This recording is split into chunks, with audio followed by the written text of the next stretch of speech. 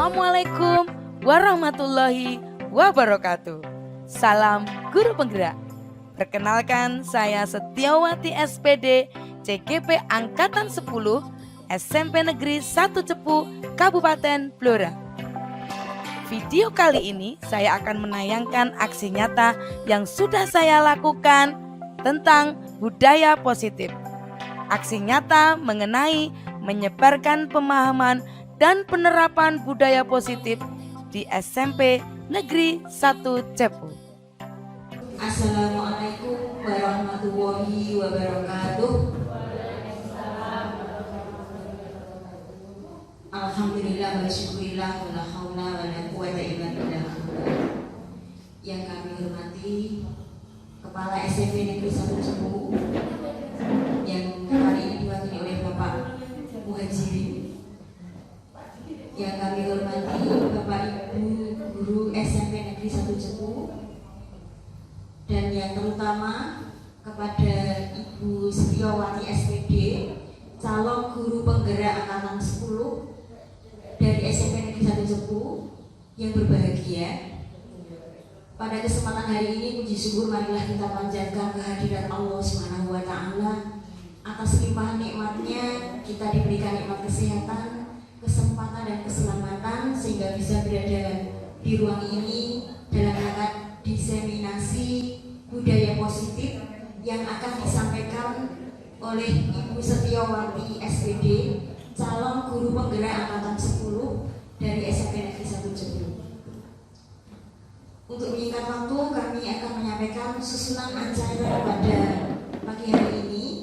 Acara pertama pembukaan, acara kedua sambutan dari Kepala SMP Negeri 1 Cepu, acara yang ketiga penyampaian diseminasi budaya positif oleh calon guru penggerak angkatan 10 Ibu Setiawati, dan acara yang keempat adalah penutup. Marilah kita buka acara pada siang hari ini dengan acara yang pertama pembukaan. Kita baca dengan bacaan basmalah bersama-sama. Bismillahirrahmanirrahim.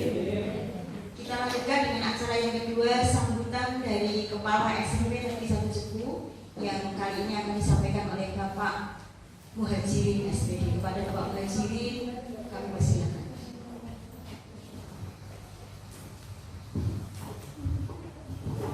Bismillahirrahmanirrahim.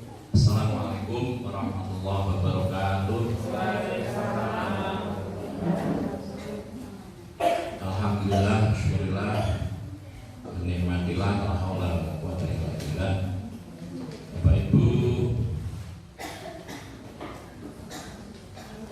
yang saya hormati, yang berbahagia, pada pagi hari ini, marilah untuk pertama kali kita selalu menjadikan syukur kehadirat Allah Subhanahu wa taala yang telah melimpahkan nikmatnya, rahmatnya kepada kita, sehingga pada kesempatan pagi hari ini kita masih bisa dipertemukan di ruang pertemuan ini dalam rangka diseminasi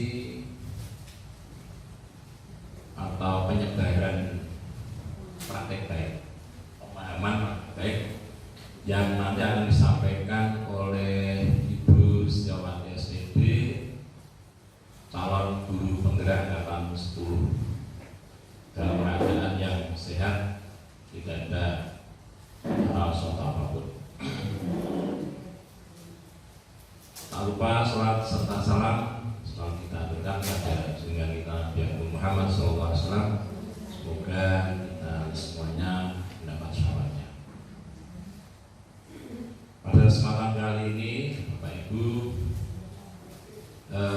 kami hanya bisa memberikan semangat dan selamat pada Bu Setiawati yang pada pagi hari nanti akan menyampaikan menyebarkan pemahaman dan penerapan budaya positif di SMP Negeri 1 Cepu. Mari kita dukung bersama apa yang akan disampaikan oleh Bu Setiawati. Semoga nanti dalam penyampaiannya berikan kemudahan, kelancaran, dan kita yang menerima juga bisa benar-benar paham akan budaya positif yang akan kita terapkan di sekolah kita. Saya kira itu yang bisa saya sampaikan. Semoga acara ini nanti betul-betul bermanfaat bagi kita semuanya, khususnya adalah bagi Bu Setiawati calon guru penggerak angkatan 10. Semoga lancar dan bisa lolos menjadi guru penggerak angkatan 10. Sekian, kurang lebihnya mohon maaf. Assalamualaikum warahmatullahi wabarakatuh.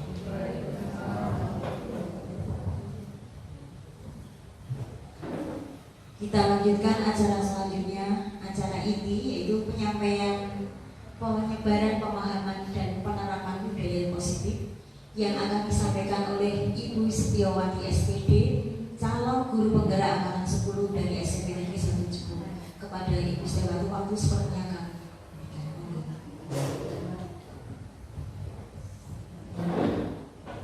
Bismillahirrahmanirrahim. Yang terhormat Bapak Muhajirin selaku Wakil Kepala Sekolah Kurikulum, di mana mewakili Ibu Kepala Sekolah SMP Negeri 1 Cepu, Ibu Wiwit Sulistiawati SPDMA. Yang terhormat Bapak Ibu Guru hebat SMP Negeri 1 Cepu. Assalamualaikum warahmatullahi wabarakatuh. Salam sejahtera untuk kita semuanya. Alhamdulillahirrahmanirrahim. Puji syukur kehadirat Allah SWT karena pada hari ini Jumat insya Allah berkah untuk kita semua, dalam keadaan yang sehat walafiat tanpa kekurangan apapun, bisa berkumpul kembali dalam acara menyebarkan pemahaman dan penerapan budaya positif di SMP Negeri 1 Cepu. Ini adalah sebagai pemenuhan tugas aksi nyata pada modul 1.4 yaitu budaya positif. Bapak Ibu, selanjutnya saya minta maaf telah mengganggu waktu jenengan yang hari ini sebetulnya sangat sibuk untuk penyelesaian nilai. Saya juga sekaligus mengucapkan terima kasih sudah meluangkan waktunya pada hari ini. Baik Bapak Ibu, saya tidak akan lama-lama. Saya akan langsung saja memberikan penyebaran pemahaman penerapan budaya positif. Kalau tahun lalu Bu Nur Maria sudah memberikan tentang sama ini budaya positif, hari ini saya juga akan mengulang kembali apa yang disampaikan Bu Nur Maria, sehingga nanti akan semakin matang.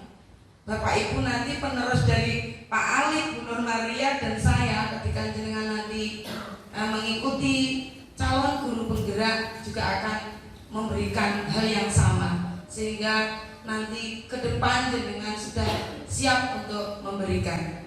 Saya juga tidak ada pandangan waktu itu Bu Nurma menyebarkan seperti ini. Saya nggak menyangka kalau saya juga ada di sini. Saya kira tugas saya sudah selesai, begitu ya, ternyata masih ada.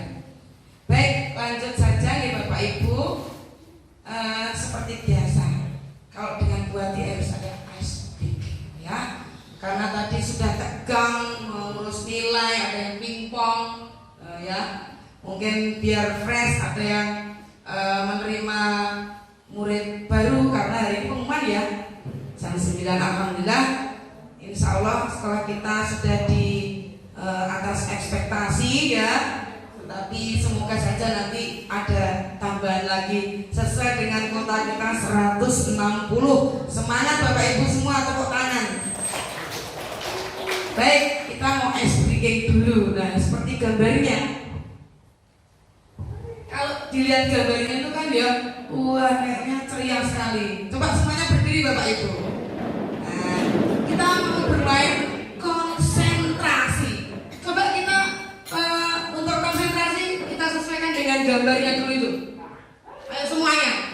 Wah itu, wah ada yang mangap, ada yang buka mulut, ada yang apa flat, nggak ada ini Pak Gun flat. Ini, oke. Sekarang kita konsentrasi. Siap ya Bapak Ibu ya? Tangan di atas. Saya bilang tangan di atas tuh. Ini harus konsentrasi Pak. Begitu. Tangan diputar-putar. Iya, tangan diputar-putar. Kemudian, wah ini ternyata fokus Bapak Ibu tepuk tangan semua ini. Wah, luar biasa tepuk tangan ini. Oke, saya lanjutkan. Oke, pegang hidung. Oke, wah ada semuanya pegang hidung ini ya. Pegang pantat dong. Iya. Pegang mulut. Iya. Pegang telinga. Wah benar-benar ini sudah konsentrasi gak seru berarti ini ya. Oke, saya ganti ini gak seru ini kayaknya. Sekarang berhadapan-hadapan ini berpasangan. Oh nih, Bu Nurma sama Bu ini.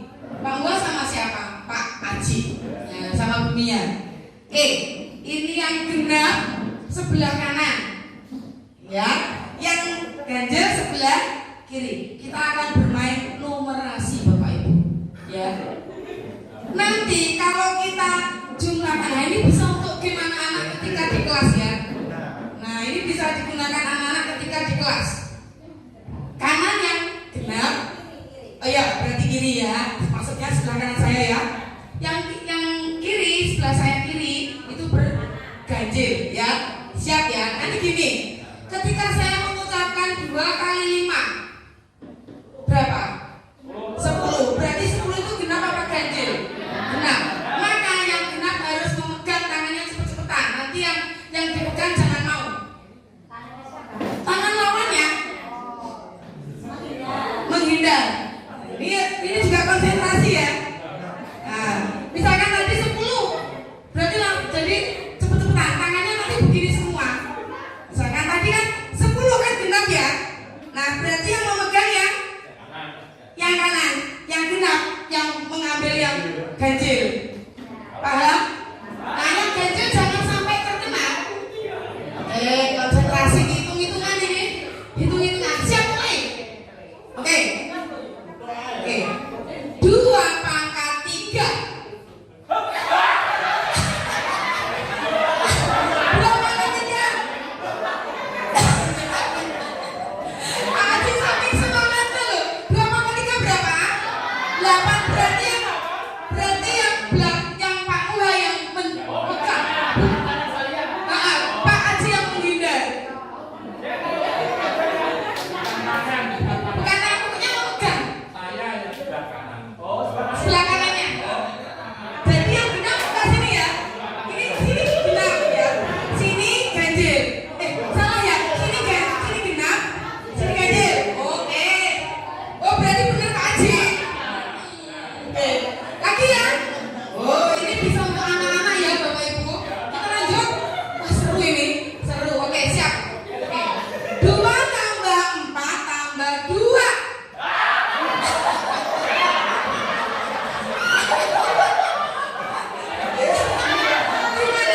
Gimana?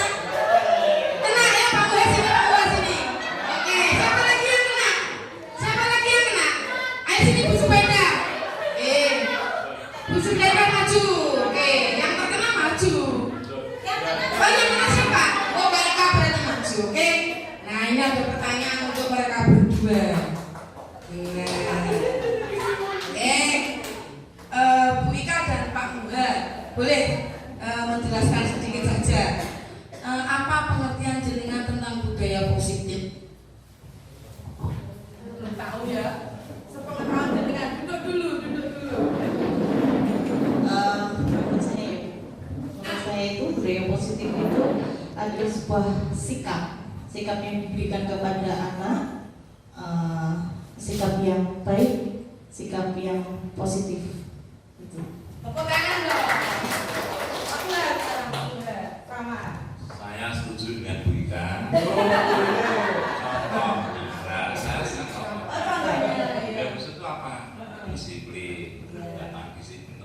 waktu, ya jujur, ya, terus rapi, ya, kalau menjaga kebersihan, pokoknya yang baik-baik.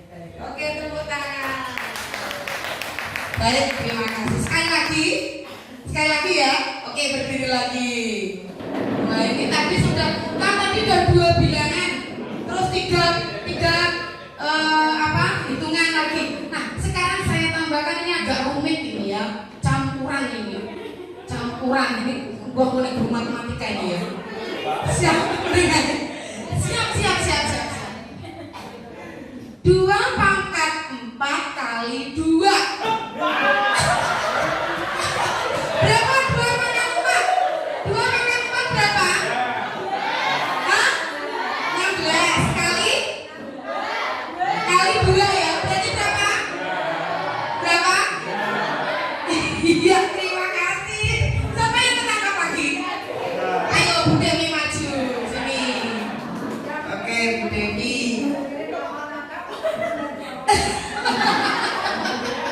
Oke. Sekarang bisa duduk kembali. Oke, Bu Dewi. Oke. Pulang ketika memang sudah selesai. Gitu ya. Disiplin berarti. Oke, ya. Disiplin ya. Sudah? Oke. Terima kasih Bu Dela. Oke. Disiplin, Bu. Jadi kesepakatan kita hari ini adalah 1 menyenangkan, 2 aktif. Pulang jam 11, nanti kalau jam 11 kok buat ikut bar diketik ya. Kemudian inovatif, sersan, serius tapi santai, tanggung jawab, HP di silent. Kemudian izin terlebih dahulu sebelum ke kamar mandi dan disiplin. Terima kasih untuk kesepakatan kita hari ini Bapak Ibu. Oke, lanjut Bu Nela, next slide. Baik, Bapak Ibu guru, kita adalah Bapak Ibu guru yang hebat dan luar biasa.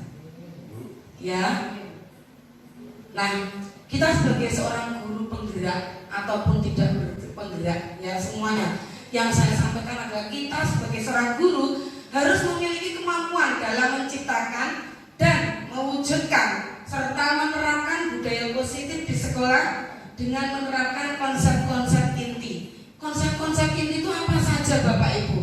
Nah ini berikutnya. Konsep inti budaya positif. Oh, gak bunyi suaranya ya, tunting ngono ya. Ini harusnya ada hus gitu Bu. Terus muncul satu tunting gitu. Ini kenapa gak bunyi ya?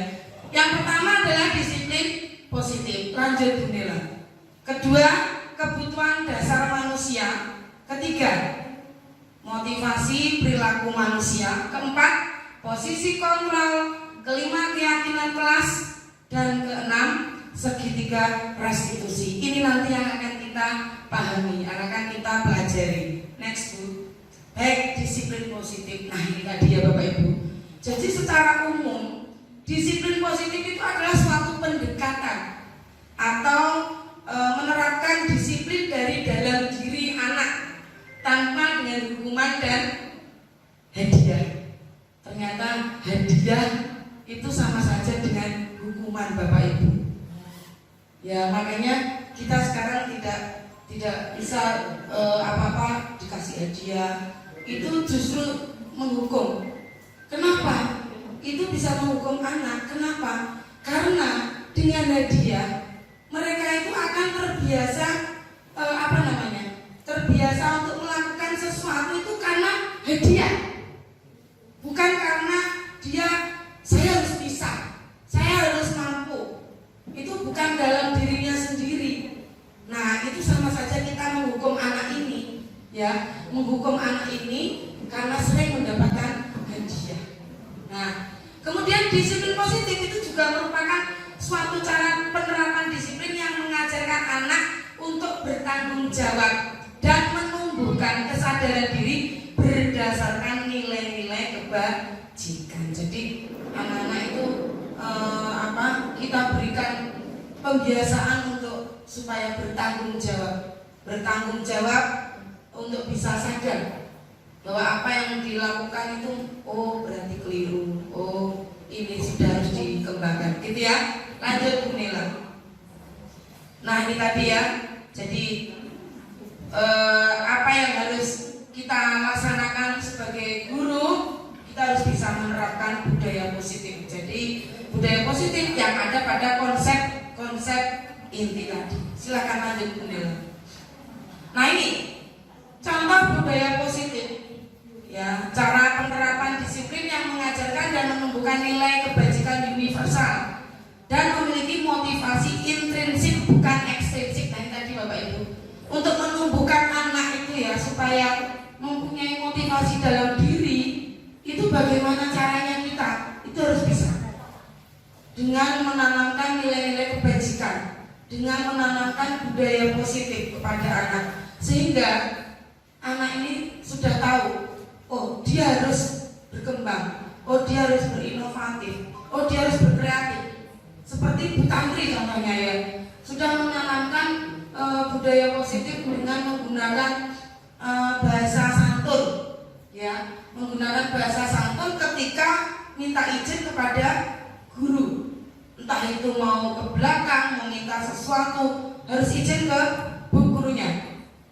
Nah, anak-anak ternyata ya mungkin pada awalnya masih takut karena Bu Tantri, karena nanti nggak bisa masuk gitu ya.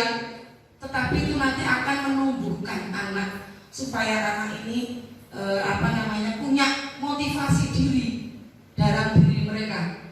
Jangan sampai kita memberikan hukuman. Seperti saya ini sering memberi hukuman. Nanti kalau sudah mendapatkan pembelajaran mengenai budaya positif ini akan lambat laun berkurang begitu. Jadi anak, oh ya, berarti saya harus bisa ini supaya nanti saya bisa berbicara bahasa santun gitu ya. Lanjut, belum. Nah, penerapan disiplin dalam diri anak itu harus tanpa hukuman Bapak Ibu. Jadi kalau memberikan disiplin itu jangan dengan hukuman. Menurut jenengan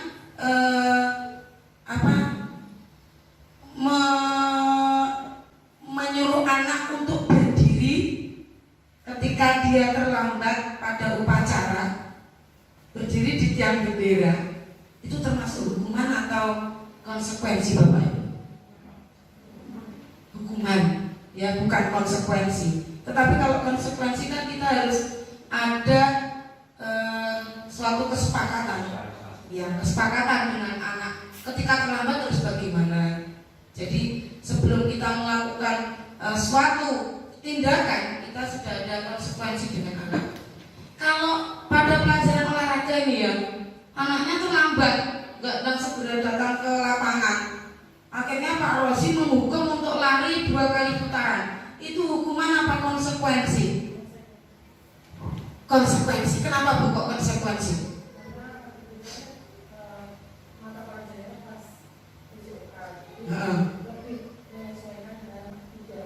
Tepuk tangan. Ini betul ya. Jadi kalau olahraga boleh Pak. Kalau misalkan anak kalau ada tindakan yang bertentangan dengan hukum, dengan berlari mengitari lapangan, itu boleh.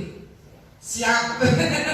Karena memang itu, tetapi tetap harus dengan konsekuensi dengan anak ya. Nanti kalau terlambat begini, dengan kesepakatan dengan anak. Baik. Pendekatan disiplin positif itu menitik beratkan pendekatan yang positif tanpa kekerasan, dengan motivasi, dengan merefleksi kesalahan, menghargai, membangun logika dan bersifat jangka panjang. Maksudnya ini untuk jangka panjang anak, supaya anak itu terbiasa dari sekarang.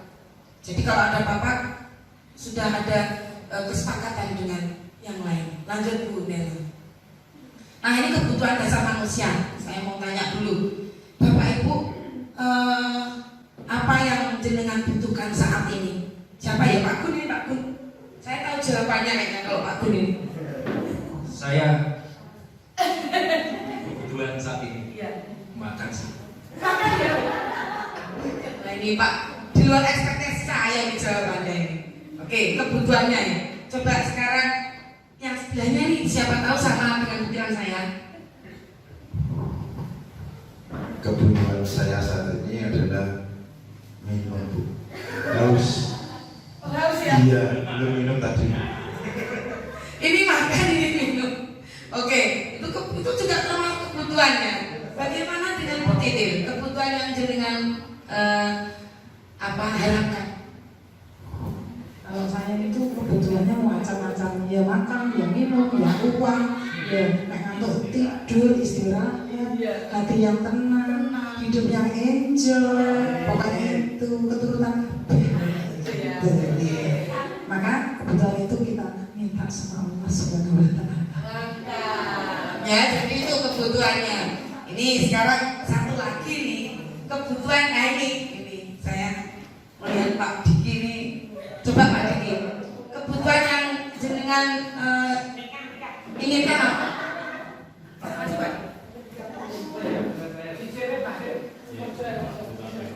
Jujur saya sekarang ini kebutuhannya adalah saya ingin mendapatkan pujian dari orang lain.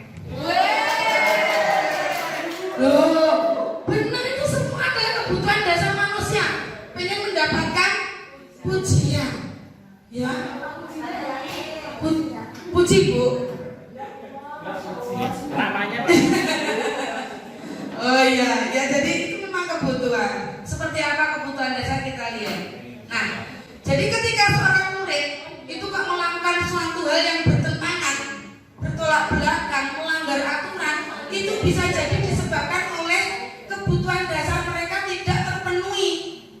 Di rumah misalnya ya, kebutuhannya anak nggak terpenuhi, nggak ada orang tua, akhirnya tidak ada cinta, nggak ada kasih sayang. Akhirnya di sini dia apa? Suka mengganggu temannya karena biar mendapatkan kasih sayang, cari perhatian. Ya, di rumah dia nggak punya nggak punya HP misalnya ya Bu, nggak punya buku, pegangan, akhirnya nggak bisa belajar. Akhirnya dia tidak ada kebutuhan dasar dalam menguasai materi. Akhirnya bagaimana Bu? Di sekolah dia mencontek. Kenapa? Supaya dia itu kebutuhan dasar penguasaannya itu bisa. Kemudian ada juga kebutuhan dasar mencintai. Ada itu yang senang mencintai itu juga ya. Ini Pak Diki ya, saat ini butuh dicintai ya. Makanya tadi minta dipuji karena kebutuhan dasar beliau untuk kasih sayang kurang. Belum pernah dipuji orang. Nah makanya itu dia minta diperhatikan ya. Oke, kita lanjutkan Bu Nela. Nah ini adalah kebutuhan dasar manusia: bertahan hidup, penguasaan, kemudian kasih sayang dan rasa diterima, kebebasan, ya, kemudian kesenangan. Kebebasan itu gini contohnya, misalnya dia itu bisa naik motor, pengen naik motor, tapi karena apa? Karena dia biar bisa keliling kemana-mana. Nah itu contoh kebebasan. Ada ininya studinya Bu, studi kasusnya. Lanjut. Nah ini Bimo, seorang anak TKB, selalu keluar kelas menuju jalan raya di depan sekolahnya yang ramai dengan kendaraan. Tingkahnya membuat guru Bu Ani bingung dan seringkali lari mengejarnya.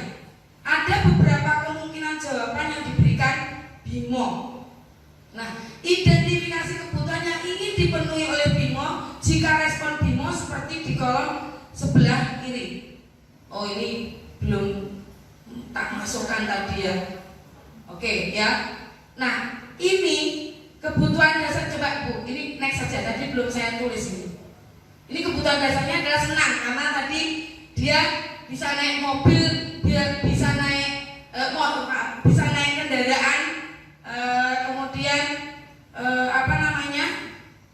ramai dengan menggunakan kendaraan itu bisa membuat kebutuhan dasarnya itu senang. Saya belum memasukkan itu Pak, yang satunya punya. Nah yang ini aja. Tahun ini Dimas itu berusia 17 tahun. Ia senang ketika ayahnya mulai mengajarkan cara menyetir mobil. Nah setiap akhir pekan ia berlatih menyetir. Ia terlihat senang sekali berlatih sampai akhirnya ia bisa menyetir mobil dengan baik dan lancar. Nah ketika ibunya bertanya pada Dimas apa yang membuat dia ingin bisa menyetir mobil, ketika jawaban Dimas adalah seperti ini: aku merasa keren dan bangga. Kira-kira ini kebutuhan dasar yang ingin dimiliki oleh Dimas apa? Apakah kebutuhan hidup? Apakah kebutuhan tadi apa? Penguasaan? Apakah kebutuhan senang tadi ya? Senang dan diterima, kasih sayang tadi? Ataukah kebebasan atau kesenangan Bu? Ayo, kira-kira apa Bu? Penguasaan. Oke, kita cek Bu. Apakah betul?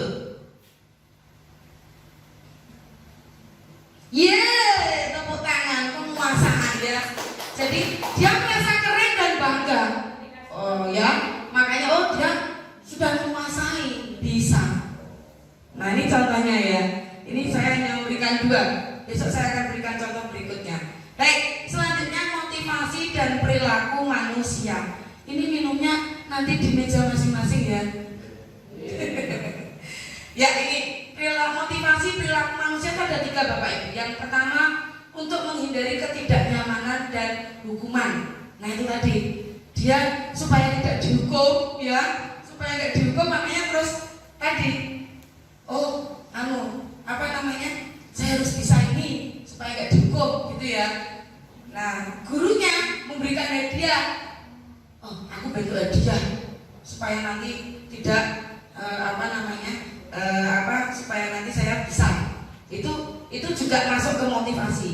Kemudian untuk mendapatkan imbalan atau penghargaan dari orang lain, itu tadi Pak Diki pengen dipuji ya, pengen dipuji. Ternyata ada motivasi. Kenapa Pak kok jenengan pengen dipuji Pak? Oh itu loh ya, sehingga dia itu pengen ada motivasi supaya dia itu bisa lebih berkembang gitu ya Pak ya. Oh ini loh ya, Pak Dikinya merendah ini ya. Down to earth ini. Lanjut untuk menjadi orang yang mereka inginkan dan menghargai diri sendiri dengan nilai-nilai yang mereka percaya. Jadi untuk menjadi orang yang mereka inginkan dan menghargai diri sendiri, pengennya seperti itu adalah motivasi diri manusia. Lanjut Bu Nela. Nah ini ada contoh ada menurut Diane Gosen yang dalam bukunya Restructuring School Discipline. Jadi itu menyatakan ada 3 motivasi perilaku manusia. Yang pertama untuk menghindari tadi ya penjelasannya, ini adalah tingkat terendah dari motivasi perilaku manusia. Biasanya orang yang motivasi perilakunya untuk menghindari hukuman atau ketidaknyamanan akan bertanya, apa yang akan terjadi apabila saya tidak melakukannya? Betul ya Bapak Ibu? Iya. Aku kok gimana enggak rambutnya gini berarti iya ya ditukani bupati buka ya itu ya, seperti itu contohnya. Nah itu akan muncul seperti itu.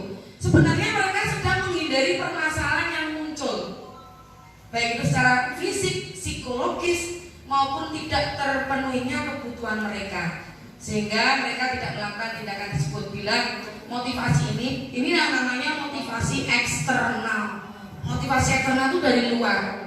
Kalau dalam diri eksternal itu contohnya dapat hadiah loh Bu. Oh dia mau bergerak kalau dapat hadiah. Nah itu namanya motivasi eksternal gitu. Nah untuk mendapatkan imbalan penghargaan dari orang lain. Nah ini satu tingkat di atas dari yang pertama. Di sini orang berperilaku untuk mendapatkan imbalan penghargaan dari orang lain. Orang dengan motivasinya akan bertanya, apa yang akan saya dapatkan apabila melakukannya? Mereka melakukan sebuah tindakan untuk mendapatkan pujian. Loh ini Pak Diki tadi ya, dari orang lain yang menurut mereka penting dan mereka letakkan dalam dunia berkualitas mereka. Ini juga termasuk motivasi eksternal. Ini yang perlu dikembangkan pada dirinya Pak Diki. Pak Diki itu mau pujian karena dia pengen berkembang. Jadi belum ada motivasi dalam dirinya. Biar dipuji sih ben aku bisa berkembang. Nah itu. Ya itu Pak Diki ya. Ini berarti perlu nanti. Yang ketiga, untuk menjadi orang yang mereka inginkan dan menghargai diri sendiri dengan nilai mereka yang mereka percaya. Nah, hal ini lebih di atas ya. Ini motivasi yang ini bersifat internal. Karena apa? Mereka melakukan sesuatu karena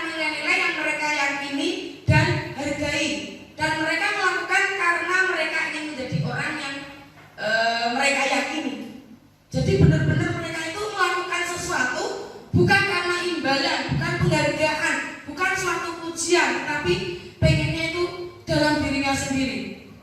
Saya ingin anak-anak saya, murid-murid saya bisa menjadi anak-anak yang adaptif misalnya. Oh, berarti saya harus mengembangkan diri dulu. Nah, itu adalah yang mereka yakini supaya nanti anak-anak ini berhasil menjadi anak yang adaptif. Begitu ya Bapak Ibu. Lanjut Nela. Jam berapa ini? Masya Allah, kurang 5 menit karena tadi terlambat oh ya. Oke, keyakinan kelas Bapak Ibu sudah tahu ya. Kita lanjut keyakinan kelas Bu Nela. Next. Nah, keyakinan kelas atau sekolah adalah berupa pernyataan universal yang mudah diingat untuk diterapkan di lingkungan sekolah. Kalau ini jenengan sudah lakukan nih Bapak Ibu ya. Di kelas-kelas ini tadi kita sudah juga melaksanakan kesepakatan kelas, keyakinan kelas. Kita buat anak-anak senang, jenengan berikan sticky note, menulis apa saja yang akan kita sepakati bersama untuk kelancaran pembelajaran Bapak Ibu guru, agar tujuan pembelajaran dapat tercapai. Lanjut Bu Nela. Nah ini Bu, posisi kontrol restitusi itu ada 5. Posisi kontrol restitusi ada 5. Lanjut Bu Nela.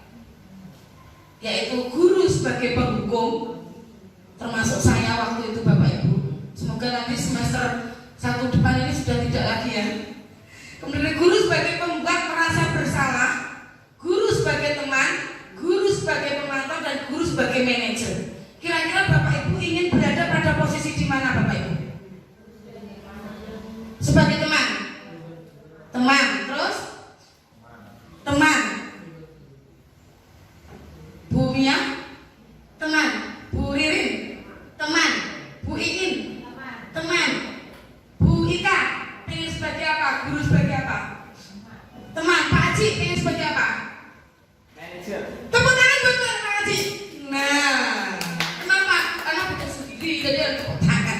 Enggak, maksudnya begini. Lanjut Bu Nela. Kita sebagai guru berusaha untuk berada pada posisi manajer.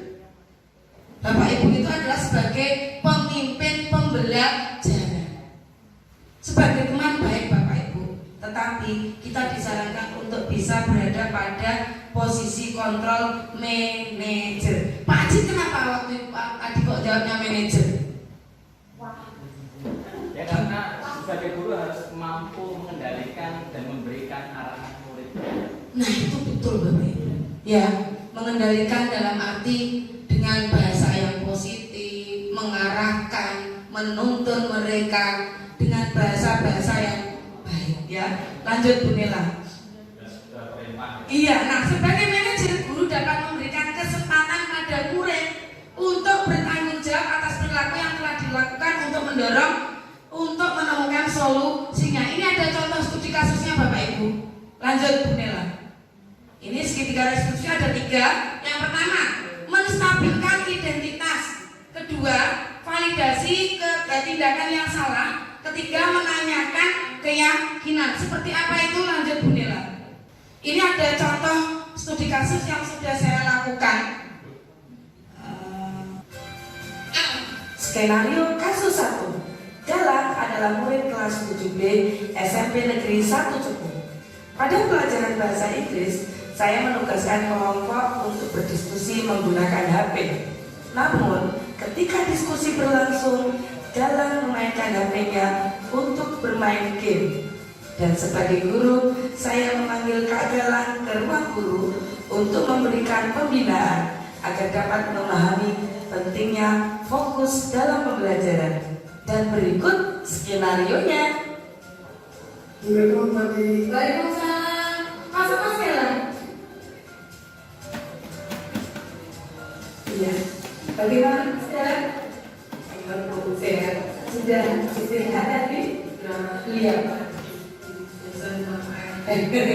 Baik, Mas Dahlan sudah tahu kenapa harus ini untuk ini namanya menstabilkan identitas.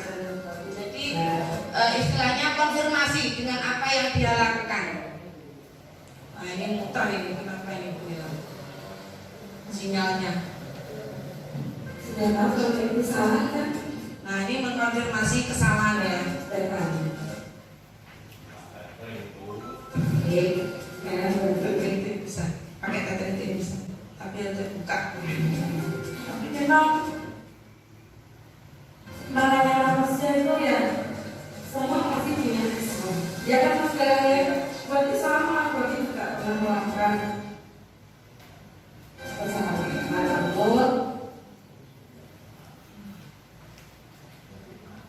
Namun kita juga harus bisa memperbaiki kesalahan kesempatannya supaya kita bisa menjadi lebih baik. Ya kita sekarang asal positif saya.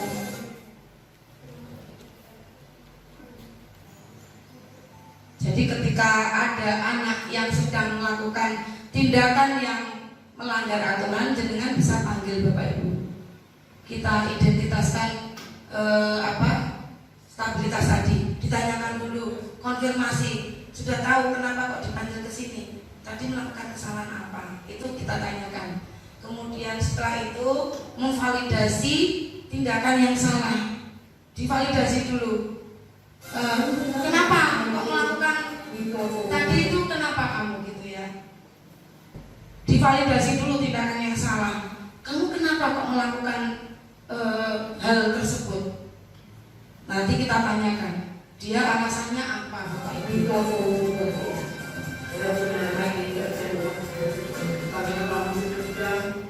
Jadi dia menyampaikan bahwa sebetulnya tidak ada niat. Waktu itu gurunya menugaskan kelompok. Nah, ketika berkelompok itu kita kan mencari browsing ya. Nah, si Galang ini melanggar aturan, dia tidak browsing tetapi malah main HP. Nah itu, jadi karena ada kesempatan. Nah, setelah kita memvalidasi tindakan yang salah tadi Bapak Ibu, kita lanjutkan untuk ke yang terakhir. Coba sebelumnya Bunda. Nah ini yang ketiga, menanyakan keyakinan. Kita ingatkan, Mas Galang, apakah sudah tahu keyakinan yang sudah kita sepakati bersama waktu itu di kelas? Kita tanyakan, kita ingatkan kembali. Kira-kira apa? Oh iya Bu, fokus pada pembelajaran. Nah kemudian kalau sudah tahu, kita minta ke Mas Galang atau ke siswa. Kalau begitu besok Mas Galang sudah tahu apa yang harus dilakukan ke depannya. Nah itu adalah contoh segitiga restitusi. Lanjut Bu Nila. Nah sudah selesai loh. Terima kasih Bapak Ibu atas perhatian panjenengan semua. Semoga Bapak Ibu bisa menerapkan budaya positif di sekolah. Sebelum selesai semuanya berakhir, saya ingin ada satu atau dua orang untuk menyampaikan refleksi kegiatan pada siang hari ini. Monggo Bapak Ibu, siapa yang ingin menyampaikan kegiatan hari ini? Bagaimana? Monggo disampaikan saja. Yang mau menyampaikan silakan refleksinya biar dia pakai. Oke, dia. Bismillahirrahmanirrahim. Assalamualaikum warahmatullahi wabarakatuh. Terima kasih buat dan Bapak Ibu guru semua ya. Ketika ada disiplin positif atau penerapan segitiga restitusi, itu saya teringat kembali akan pelatihan yang telah dilaksanakan di Dinas Pendidikan tahun 2023 lalu. Saya 3 hari berturut-turut itu bersama Mas Haji waktu itu. Terus kemudian 3 hari lagi itu bersama Bu Wati. Di situ kita mendapatkan banyak hal selain segitiga restitusi, selain disiplin positif yang disampaikan oleh Ibu kita sendiri, Bu Wiwi Sulistiawati SPDMA. Waktu itu Bu Devi juga ada, tapi beda hari. Ada banyak hal selain segitiga restitusi, ada juga materi yang disampaikan yaitu PSE. Nah, di situ menjadi motivasi saya pribadi sebagai guru pendidikan Pancasila untuk jangan menjustifikasi anak sembarangan. Kita telaah dulu kesalahan apa yang telah mereka lakukan. Mereka melakukan apa, kita telaah dulu, kita bimbing dulu. Benar yang dikatakan Pak Haji tadi bahwa kita harus menjaga menjadi manajer, bukan hanya menjadi teman, tetapi kita menjadi guru, pendidik sekaligus penuntun siswa sesuai dengan kodrat dan zamannya, sesuai apa yang dikatakan oleh Ki Hajar Dewantara, seperti itu. Semoga kedepannya kelak kita dapat menerapkan segitiga restitusi atau budaya positif yang lebih dan lebih baik lagi di sekolah kita di SMP Negeri 1 Cepu, dengan mewujudkan visi misi kita yang terutama adalah visi kita, yaitu terpancar, ramah, berprestasi dan berwawasan lingkungan. Maaf kebalik, kemarin kan waktu ditanya sama Bu Rina itu berkarakter Pancasila, ramah, berprestasi dan berwawasan lingkungan. Artinya apa? Kita di Indonesia adalah manusia yang Pancasila, manusia yang mentaati bahkan menerapkan sila-sila dalam Pancasila, tetapi juga ramah, berprestasi dalam segala bidang, utamanya anak-anak kita berprestasi dalam bidang seni. Ada guru-guru seni yang hebat, Pak Alif dengan background seni yang luar biasa, Bu Titin, Bu Tantri, Pak Gunawan, dan Bu Ati juga tidak kalah, suaranya enak sekali, alhamdulillah. Dan itu semuanya adalah investasi kita, bagaimana kita memanfaatkan, menerapkan ilmu yang kita miliki kelak agar ilmu itu bermanfaat di dunia dan akhirat. Karena kata Bu Norma, menuntut ilmu itu dari lahir sampai ke liang lahat. Itu yang dapat saya sampaikan, kurang lebihnya mohon maaf lahir batin dunia akhirat. Akhir kata, wallahul muwaffiq ila aqwamit thoriq. Assalamualaikum warahmatullahi wabarakatuh. Terima kasih Bu Dian, refleksinya sudah lengkap sekali. Sekarang saya ingin semuanya aja bertanya, untuk pemahaman hari ini perasaan Bapak Ibu bagaimana? Menyenangkan, tambah ilmu, tambah wawasan. Terima kasih. Bagaimana dengan apa yang sudah saya sampaikan, cara penjelasan saya bagaimana, apakah terlalu rumit atau bagaimana Bapak Ibu? Mudah dimengerti nggih? Baik. Terima kasih Bapak Ibu, tepuk tangan untuk semuanya. Sekali lagi saya mengucapkan terima kasih yang sebesar-besarnya atas waktu yang jenengan berikan. The more I learn, the more I live. Ya, apa yang kita pelajari itu akan menambah kita hidup lebih bermanfaat. Gitu ya Bapak Ibu ya. Nah, ketika kita I learn, setelah kita mempelajari, I realize that I don't know, nothing, bahwa kita tidak tahu apa-apa. Ternyata ketika kita sudah mempelajari, ternyata kita itu bukan apa-apa. Begitu ya Bapak Ibu. Kesalahan milik saya, kebenaran hanya milik Allah SWT. Wassalamualaikum warahmatullahi wabarakatuh. Terima kasih Bapak Ibu.